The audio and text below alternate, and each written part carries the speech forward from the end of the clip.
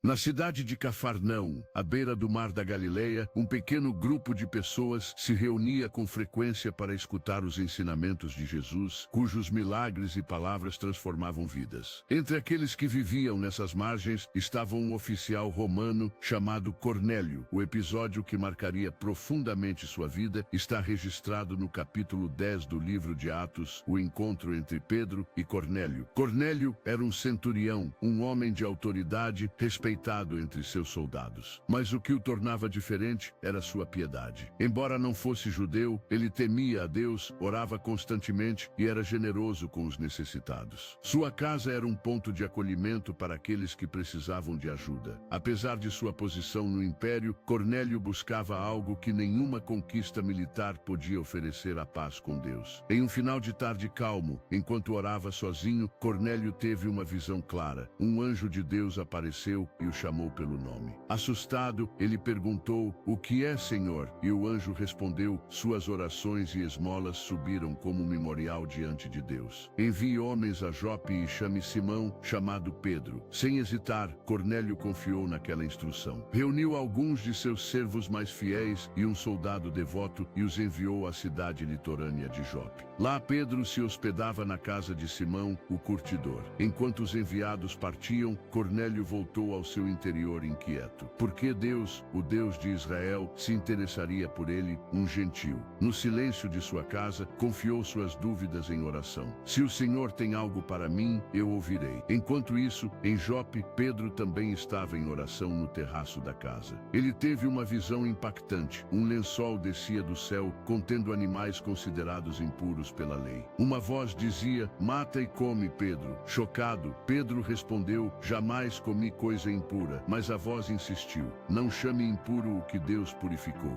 Isso aconteceu 3 vezes. Logo em seguida, os homens enviados por Cornélio chegaram à porta e o Espírito Santo disse a Pedro: "Eles te procuram, vá com eles sem hesitar, pois eu os enviei." Em obediência, Pedro desceu, recebeu os homens e no dia seguinte partiu com eles rumo a Cesareia.